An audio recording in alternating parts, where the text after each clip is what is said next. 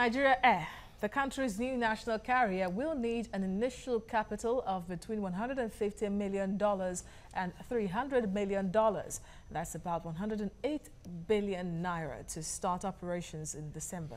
Now, this amount will be invested in tranches over a period of time from startup to the first years of operation. The federal government is currently seeking strategic partner to operate the carrier. At the unveiling of the airline in London last week, Minister of State for Aviation Hadi Sirika revealed that the government will not own more than 5% stake in the new national carrier.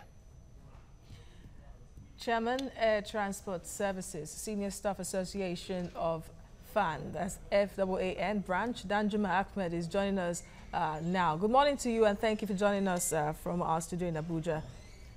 Hello, good morning. All right. First of all, really, because there is confusion since the amount was, made public. Now, some Nigerians have been asking if that amount will be for the 5% ownership of the federal government in Nigeria Air, or the total amount needed to fund the airline at the initial stage.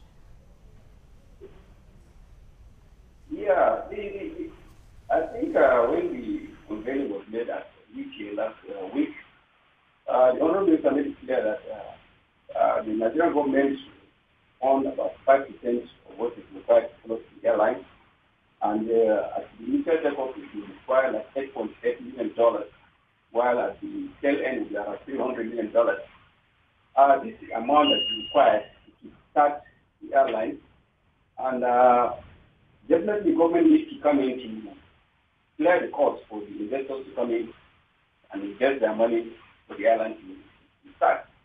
And by so doing, it is expected that there should be clear regulatory framework that will be on ground for the investors to clearly see that, yes, this is a business that they can venture into for them to make profits. So that the total amount, $300 million, is for the airline kickstart, while 8.8 is going to be funded by government for the airline to start. Then continuously other investors will come in and put their money.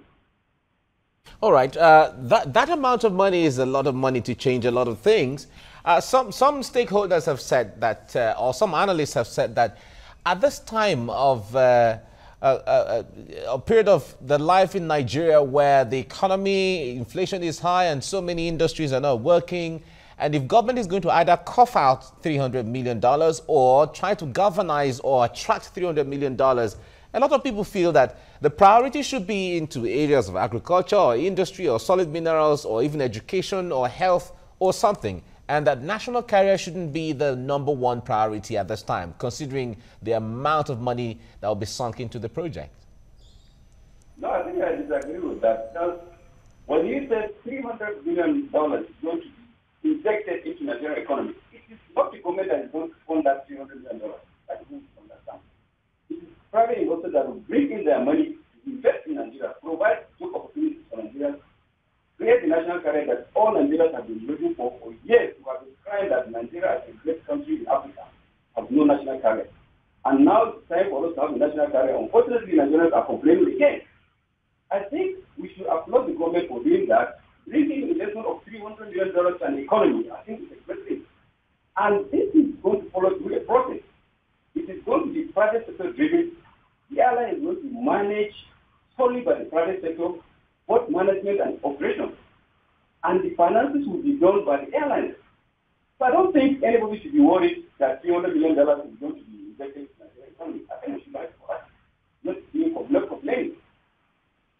All right. Now, there's the promise that the airline would start making profits in the 3 years of the operation. Now, as an expert in aviation, is that possible to start making profits, after just 3 years? It's a very good thing because, airline business is capital intensive, and most of the time, profits in airline business hardly come within the shortest possible time. But the way this thing is going to happen is public-private partnership initiative, and those that are going to be engaged in closing this airline are experts that have been in business over time, and they are very good in this business. Like I learned that the minister I was having a discussion with Airbus and Boeing. these are great companies that have a lot of money. And I think turning around and making profit in 2 years is being a very short, being a long period to me. They can even make profit in 1 year because they upload this aircraft, all the facilities will be on ground. All they need is the enabling environment for them to operate, and profit can come at any time. There has been concerns that government owns Arik Air right now and aero contractors technically through the AMCON, and which means that they are carriers of government. So bringing a new carrier on ground now, making it 3, wouldn't that be conflicting as far as government handling of airlines within the country is concerned? No. They are not carriers. You call them ARI and you call them aero contractors. So these are 2 different names. They are not national carriers. Okay. The name of the airline is Nigeria Air. And they are different from aero contractors and ARI. As we all know, but all owned by government? No, they are not owned by government. It's investors that put in their money, but they are so that it's management. Government has come in order to send the investors. That is the reason why AMCON was there. And God be the glory, ARI is coming up. Very soon, most of the debtors will be cleared and government will hand over back to the initial owners. The same thing with aero contractors. So that's entirely different from Nigeria Air, which is a flag carrier and a national carrier, but going to be driven by private sector, solely by private sector, no government. I think the fear of Nigeria is that when we look back at Nigeria, what happened to Nigeria was that's why Nigeria are scared. That if this airline is going to be owned by government, definitely there is going to be problems because of interference, which we have been talking about over time. But this time around, government is clear that this is going to be a private sector-led driven entity. And I think it's a very good thing for us. We should support it. We should give them the chance. Let us see how Nigerians can fly this airline because we really need it. We are losing a lot globally because of lack of national carrier. And we cannot fly all the routes that Nigeria. We have a bilateral airline agreement with so many countries, about 1,000. And we are not exploring it. So allowing this national carrier to fly will give us the opportunity to explore this route. And recently, the African route that we are trying to really engage the open air agreement in the African region, whereby if Nigeria has a national carrier can operate in other countries in Africa, even domestically, bring in foreign direct investment, that will be reduced. So I think it's something that should be encouraged, not discouraged. I think the fear of most of the domestic operators is that this airline is going to give them a challenge. And that, I think, is good for passengers and the public, because when there is competition, there is going to be efficiency. All right. Now, the plan is that government would step in to cover funding gap at the onset and then thereafter ease out gradually. Now, is that a good partnership plan? Because the idea is to have investors coming and then government will just have 5%, but then government will inject its own money at the initial stage. Does that even make any business sense? Yes, it makes, because this is an industry that is virtually empty as far as national career is concerned. And for any investor to come in, he must be assured there is level playing ground and there's efficient legal framework for them to operate. Virtually, there is no any facility in Nigeria that will allow a national career to take effect. So there is need for government to provide these facilities vis-a-vis the offices that the airlines are going to operate. At the airport in particular, they need offices, the check-in counters. They need a corporate headquarters where they can operate from the beginning. All these are not available. So it's the responsibility of government to provide these facilities so that they encourage the investors to come in. You can't just open up a place and say somebody should come in without providing anything as a support. And this will also serve as a guarantee to the investors. By the time the process is carried out, it is not going to be, to the best of my knowledge, the process is going to be, there will be an outline business case. The final business case will also be presented to public. A transaction advisor has been appointed who will champion this process. And it is going to be open and transparent for all Nigerians to see how the government is going to drive this process. And I think within this process, Nigerians can ask questions where they find anything that they are not comfortable with. All right, when it comes to the partners that is being much talked about, Nigerians expected that at the initial stage of announcing the fact that government is going to own only about 5% of ownership of Nigeria Air and is going to have partners of investors, Nigerians expected that some of these investors would have or should have been on ground already so that they can hit the ground running with all the different agreements, with all the different preparations that are supposed to be in place before the December takeoff. Yeah, you know, this is a process. The unveiling of the national carrier is just the stage one in the process. We unveil the national carrier, we give it the name. Then we now sell it out to investors. The cost is not clear for everybody to come in, while other things will follow. Bidding process will take place, while the preferred bidder will be selected, and then everybody will see them. Then whatever is going to be involved, whatever you are required to project, to inject in, yes, please. Okay, isn't that just a typical example of putting the cart before the horse? Shouldn't all those have preceded the unveiling proper? No. You know, You know, this process is, when you say you are going to do a PPP program, there are roadmaps. There is a timetable that you need to follow. And this is one of it. There is about 158 stages that you go through before you arrive at the final business case. And unveiling an air show, or we call it road show, is part of it. It's stage one, whereby you project to the world. World, this is what I have on ground. This is what I want to sell. I need people to come in, look at it, study it, look at what I have on ground. If you are comfortable with it, come. You go into the bidding process. If you are successful, we'll study you. We'll know that you have the capacity, you have the financial backing to do it. Then we'll go into discussion with you. That is the story. You need to unveil it. You need to give it the name. You need to show it to the world that, yes, the world, we are here for you. If you are interested, come and invest with us. Then we'll continue the discussion. So I think there is nothing wrong with this process. Okay. If we have to narrow it down, at least you are an expert in the industry. What likely partners can come into or will be interested in this business in Nigeria right now? Yeah, there are a lot of partners. For us, initially, we were thinking that the domestic airline can come in. We have been begging and appealing to them to merge. For the past 5 years, we have been begging them to merge, but none of them were ready to merge.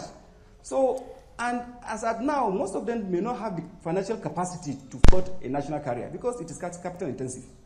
But when you talk of companies like the ones that the government is trying to woo, like the Boeing, Airbus, Qatar, and the rest, these are already established companies. Nigerian carriers too can also come in, depending on their capacity. But to us, if the Nigerian carriers can kickstart the process, it will be fine. But if they don't have the capacity, absolutely there is no how they can compete with these big companies. So the flow is open for everybody. Come and showcase yourself. Show the world what you have. Show the government that you have the capacity to do it. The bidding process will be clear for everybody to see. If you succeed, fine. If you don't, you give way for others. All right. Now, it is expected that the first set of 5 airplanes would be delivered on the 19th of December, which is supposed to be the month of unveiling proper of takeoff. And then, that aside, that is if everything goes according to plan, if there are no unforeseen contingencies that could, disrupt the process. And then the promise that about 81 routes would be, explored by Nigeria Air. Is that even feasible for a new airline to take on 81 routes, 41 locally? Yes, it's a statement. You need to show, you need to give out these figures so that whoever is coming will have an idea of what lies ahead of him. If you tell me that I'm going to cover 81 routes, definitely. I think the domestic routes will be the one that is explored initially. When that one is covered, then go to regional routes, then international. It's a gradual process, and it depends on the way the airline comes in. With 5 aircraft, there is no how we can cover 81 routes. There is no how we can cover 81 routes. It's not possible. But definitely, you may be able to cover a lot of the domestic routes. Then start regional, then subsequently international. As time goes on, the aircraft will be provided. When they get to 7, 8, 10, then you can start thinking of regional flights, then international. It's a gradual process. It's not something that you can do at a go. 81 routes is not small. It's not a joke. All right. From what we have read so far, you don't apply to Boeing or Airbus, for instance, and say, give us a new aircraft, and they can manufacture within just a few months for you. And they don't have them stocked there. So you have to apply, and it takes about a year or two for some of the aircraft to arrive. Now, we are here in July. Aircraft are supposed to take off in December, which means that some of the aircrafts we'll be expecting are not brand new aircrafts.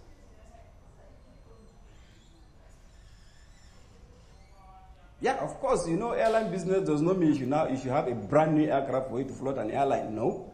There are aircraft leasing companies all over the world, and I think Boeing is one of them. Aside from manufacturing the aircraft, they also lease aircraft to prospective investors or whoever wants to do business with them. And these companies have a large number of these aircraft, some of them lying idle, not doing anything. So when you have an engagement with them, it's just as simple as pulling out those aircraft and give it to you. It does not mean that between now and December they're going to manufacture an aircraft and give to Nigeria. No. They have already aircraft that are lying. You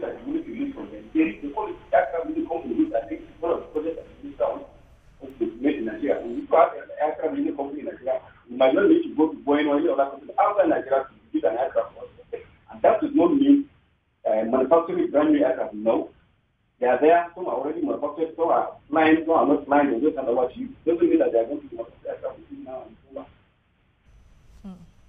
All right. It seems we have lost the signal from Abuja there. But let's well, one would say maybe it's a good place to also end the program, somehow, the discussion somehow. Yeah. Danjuma Ahmed is the chairman, Air Transport Services Senior Staff Association, fan branch. He was talking to us from Abuja studio. We must thank him for coming on the program.